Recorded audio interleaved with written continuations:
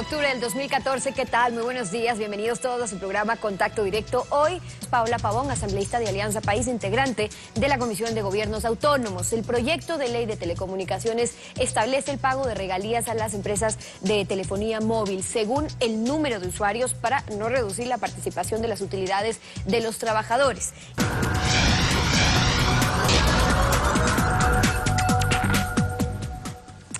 Paola Pavón, asambleísta por Alianza País, bienvenida a Contacto Directo. Muchísimas gracias, Steffi. Un saludo a toda la gente que nos mira a través de Coavisa. Buenos días. Sobre lo que conversaba en la entrevista anterior, vale consultar su opinión. Si la Corte da luz verde hoy al cambio que ustedes plantean en la Constitución para permitir las reelecciones indefinidas vía enmienda, y partiendo de eso, luego la oposición reúne firmas para convocar a una consulta popular, pero para preguntarle al pueblo si está de acuerdo con enmendar la Constitución, pero para que la reelección sea una sola vez, pasando un periodo, o sea indefinida, pero pasando siempre un periodo. ¿En qué quedaría el tratamiento en la Asamblea?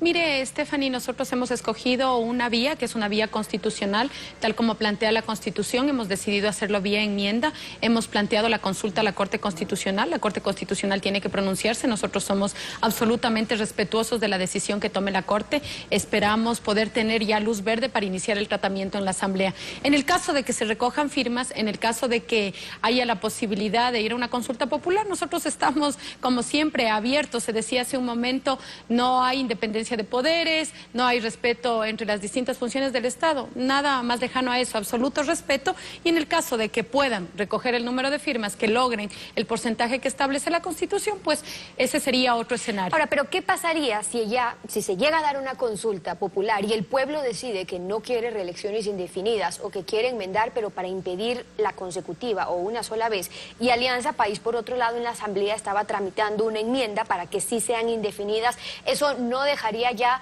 abajo la propuesta del oficialismo? Bueno, tendría que la Corte Constitucional en ese caso definirnos el procedimiento. Nosotros en este momento estamos en un escenario, el escenario es que hay un solo proyecto de enmiendas, la Corte tiene que pronunciarse, y en el caso futuro de que se presente el tema de la consulta, me imagino que después de hacer la revisión del número de firmas establecidas, se podría establecer o configurar otro escenario. En este momento el único escenario real es un proyecto enviado por la bancada de Alianza País, que tiene que ser calificado por la Corte Constitucional, y en este caso habilitaría ya el trabajo de la Asamblea Nacional. Pero digo, en cuanto a la posición de Alianza País, a ustedes como asambleístas, si más allá del procedimiento legal y jurídico que procede con la Corte Constitucional, si en efecto el pueblo llega a tener un pronunciamiento en contra de lo que ustedes están proponiendo, ¿cuál sería la posición de ustedes como asambleístas del pueblo y también de Alianza País? Mire, Steffi, yo creo que nos estamos adelantando un escenario en el caso de que exista la posibilidad de una consulta popular. Obviamente nosotros también entraremos a jugar. Yo creo que la ciudadanía,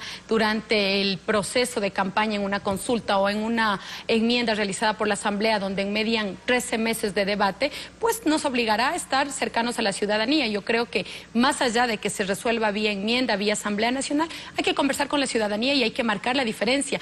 Un cambio en las reglas de juego para la elección presidencial no significa una reelección indefinida de Rafael Correa. Yo creo que eso también hay que decirle a la ciudadanía. Quien finalmente tiene la decisión es el soberano. La voluntad del pueblo ecuatoriano determinará si nosotros, como Proyecto de la Revolución Ciudadana, contamos con la confianza popular para seguir. Creo que este juego de palabras en donde se habla de una reelección indefinida del presidente Correa no es tan real. Lo que estamos planteando nosotros es un cambio en el juego democrático, además sin afectar derechos, sin afectar la estructura del Estado. Es permitir las reelecciones indefinidas, no solamente para la posibilidad del presidente Correa, sino para todas las autoridades. Por eso la pregunta es no sobre Rafael Correa, sino permitir, es cambiar esa forma de elección de indefinida o no, o de consecutiva por una sola vez o no. Ahora, en otro tema, la Comisión Especializada de Gobiernos Autónomos, Descentralización, Territorio, la que usted integra, tiene listo ya el informe para primer debate del proyecto de ley de telecomunicaciones. La comisión estuvo analizando la participación en el mercado de las empresas de telefonía móvil que utilizan el espectro radioeléctrico. ¿Qué observaron, asambleísta, ahora que no se haya observado antes, como para que ahora se plantee regular las regalías que obtienen? Mire, Stephanie, la bancada de Alianza País, en este caso los asambleístas que conformamos la Comisión de GATS, hemos planteado una propuesta alternativa, una propuesta inicial que se planteó desde el sector del Ejecutivo y se conoció en la Comisión de los Trabajadores respecto de la disminución de las regalías a los trabajadores de las operadoras telefónicas. Nosotros estamos cumpliendo el objetivo de esa propuesta. ¿Cuál era el objetivo de esa propuesta? Lograr que este sector que está utilizando como materia prima un sector estratégico, un recurso natural que es de todos los ecuatorianos, como es el espectro radioeléctrico, pueda generar, en este caso, regalías para todos los ecuatorianos y ecuatorianas, como establece el nuevo marco constitucional.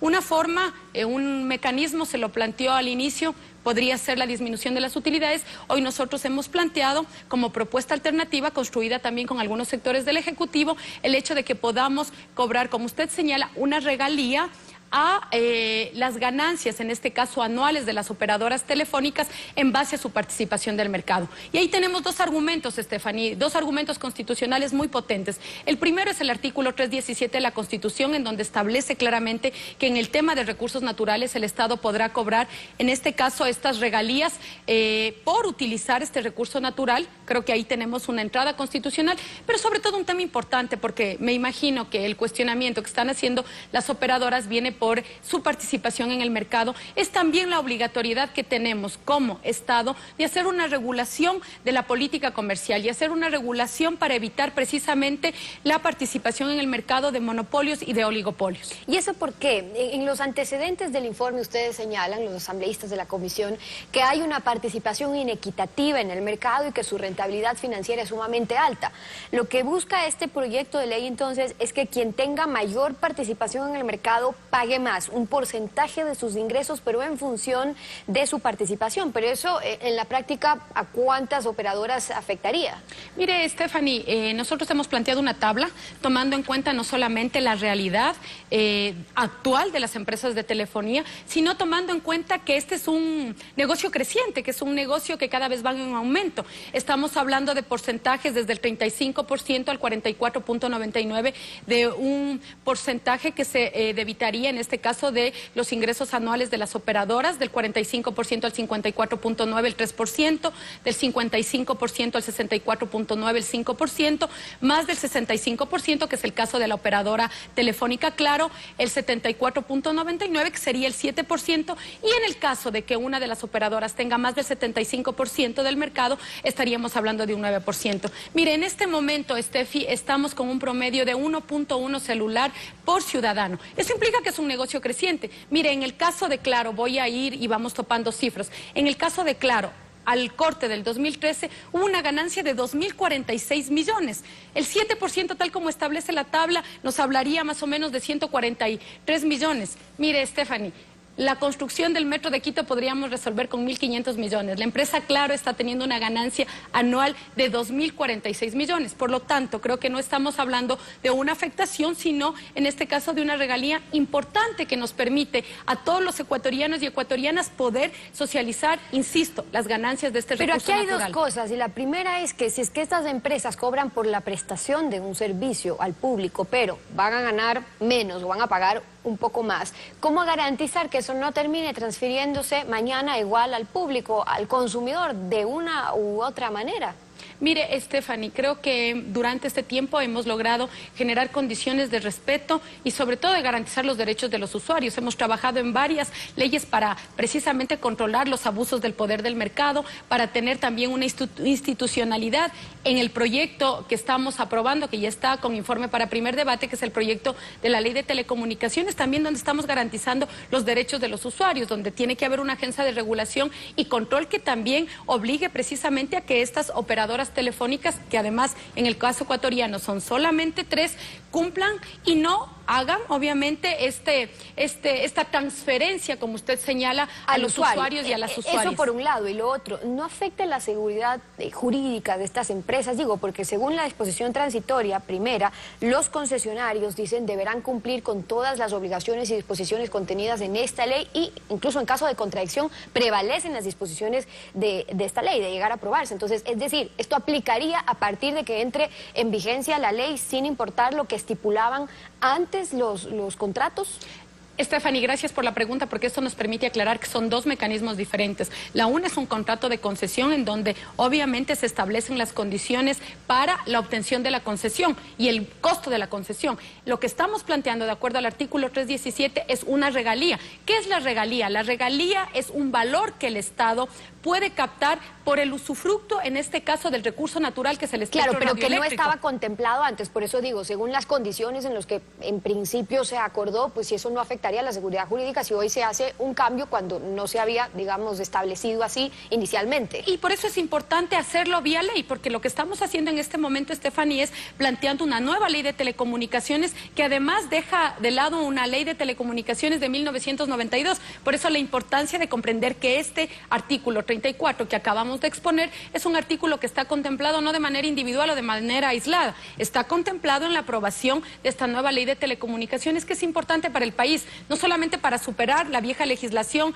que está vigente desde antes de Montecristi, sino porque también el mercado, porque también las condiciones de acceso a las nuevas tecnologías, en este caso al servicio de datos, a la utilización de la telefonía celular, ha sido modificada en el país y deja grandes ingresos económicos, y en este caso lo que buscamos es generar utilidades para todos los ecuatorianos y ecuatorianas. Paola Pavón es asambleísta de Alianza País, acompañándonos hoy en Contacto Directo. Muchas gracias por haber estado con nosotros.